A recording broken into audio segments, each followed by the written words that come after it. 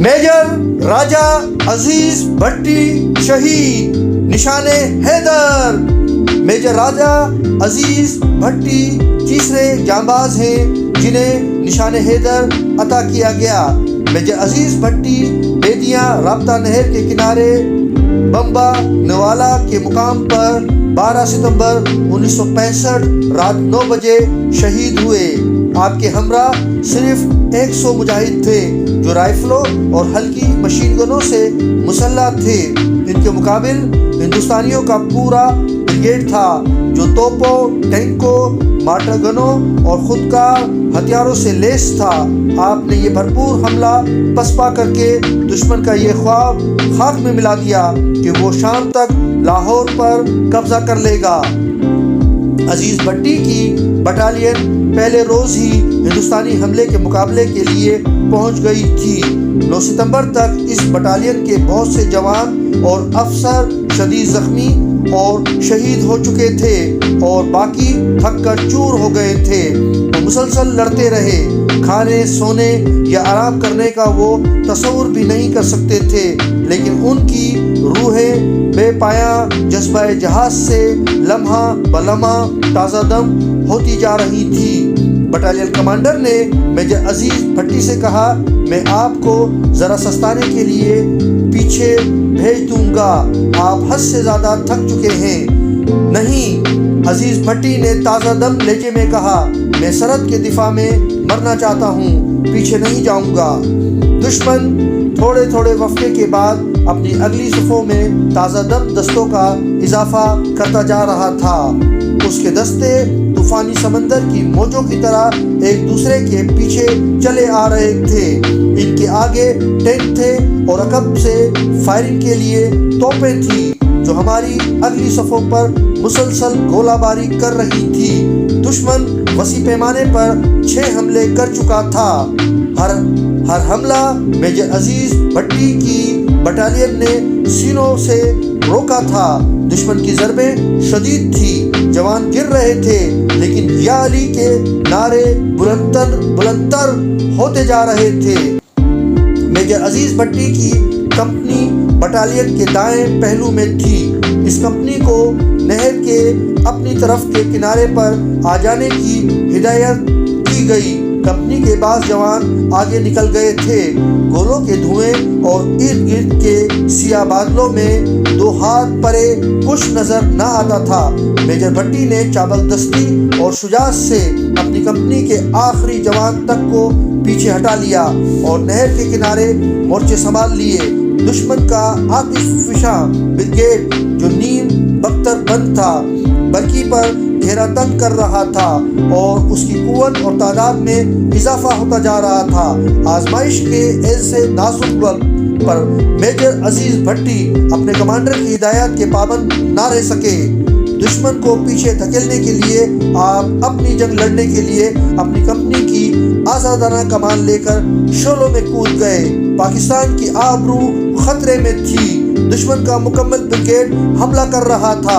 دشمن ٹینکوں، توپوں، مارٹر گنوں اور خودکار ہتھیاروں سے لیس تھا اور تیزی سے آگے آ رہا تھا۔ میجر عزیز بھٹی کے پاس صرف 100 جوانوں کی کمپنی تھی جن کے پاس رائفلیں، مشین گن اور اسٹرین گنیں تھیں۔ وہ بریگیڈ کے طوفان بے پناہ کے مقابلے میں آ گئے۔ دشمن نہر کے اس طرف کے کنارے پر قابض ہو چکا تھا اور میجر بھٹی کے کچھ جوان دشمن کے درگاہ میں آ کر زندگی اور موت کا مارکا لڑ رہے تھے۔ میجر بھٹی کے سامنے 2 مسئلے تھے، اپنے جوانوں کی مدد کو پہنچنا اور دشمن سے نہر کا کنارہ اوپتن چھین لینا۔ لیکن دشمن کی تعداد ایک بریگیڈ کی تھی اور میجر بھٹی کے ساتھ 100 مجاہد تھے اور وہ بھی بکھر کے اکیلے اپنی جنگ لڑ رہے تھے۔ ان میں سے کچھ دشمن کی صفوں میں دور اندر گھس کر جان کی بازی لگائے ہوئے تھے۔ ہماری 3 گاڑیاں بھی دشمن کے نرغے میں تھی۔ میجر بھٹی نے اپنے قریب لڑتی ہوئی 2 سیکشنوں یعنی چند ایک جوانوں کو یکجا کیا اور پاکستان کی تاریخ کا بے مثال اور اپنی زندگی کا آخری معرکہ لڑنے کے لیے دشمن کے پھٹتے گولوں کے دھواں دھار میں آگے بڑھے۔ ٹینکوں، توپوں، مارٹر گنوں کے لال انگارے ٹکڑے جوانوں کو لہو لہو کر رہے تھے، جو اپنے جری کمانڈر کی پیروی غیر معمولی ثابت قدمی سے کر رہے تھے اور یا علی کے نعرے بلند کر کے ایک دوسرے کے حوصلے بلند تر کر رہے تھے۔ میجر بھٹی کے ایک ہاتھ میں اسٹین گن آ گئی۔ اسٹین اور توپ کا بھلا کیا مقابلہ، لیکن اللہ کا نام لے کر آپ نے اسی ذرا سی مشین گن سے کام لیا اور دشمن کی صفوں میں راستہ بناتے اپنے چند ایک جوانوں کے ساتھ لیے اپنے گھرے ہوئے جوانوں کی مدد کو پہنچ گئے۔ یہ 10 اور 11 ستمبر کے دنوں اور راتوں کا واقعہ ہے۔ دشمن کی صفوں میں کھلبلی مچا کر آپ اپنی تینوں گاڑیوں اور جوانوں کو نکال لائے۔ اس طرح پوری کی پوری پلاٹون اور 3 بڑی گاڑیاں دشمن کے حلق کے اندر سے نکل آئی۔ گولوں کی مہم بارش اور تیز ہو گئی۔ دشمن کی مشین گنیں بدستور آگ اگل رہی تھی۔ ایک ایک انچ پر گولے پھٹ رہے تھے اور گولیاں برس رہی تھی۔ میجر بھٹی نے اس قیامت کے عالم میں اپنی کمپنی کو منظم کیا اور مورچہ باندھ لیا۔ آپ دشمن کی پیش قدمی روکنے میں کامیاب ہو گئے تھے اور دشمن کی جمعیت میں انتشار پیدا ہو چلا تھا، لیکن گرد اور دھواں اس قدر گھیرا تھا کہ دشمن کی صفیں نظر نہ آتی تھی۔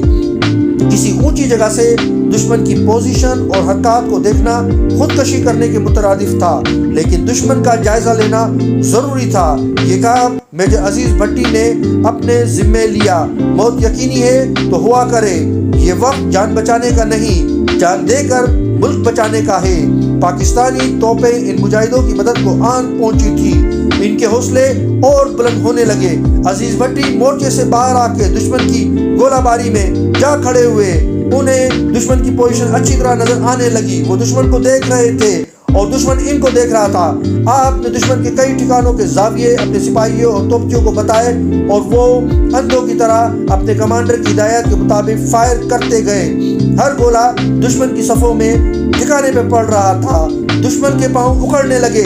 12 ستمبر کا دن اسی طرح گزرا اور میجر عزیز بھٹی بار بار دشمن کے فائر کی زد میں جا کر اس کی پوزیشن کو دیکھ کر اپنے جوانوں اور توپچیوں کی رہنمائی کرتے رہے۔ 12 ستمبر رات 8:45 بجے آپ ایک بار پھر دشمن کی نشاندہی کے لیے اسی غیر محفوظ جگہ پر جا کھڑے ہوئے۔ آپ اپنے جوانوں کو ہدایت دے ہی رہے تھے کہ دشمن کے ایک ٹینک کا گولہ آپ کے کندھے پر لگا، آپ وہیں شہید ہو گئے۔ آپ کی قربانی کا مقصد پورا ہو چکا تھا۔ ارض پاک پہ دشمن کا بھرپور حملہ اس بری طرح پسپا کر دیا گیا تھا کہ اسے دوبارہ آگے بڑھنے کی ہمت نہ ہو سکی۔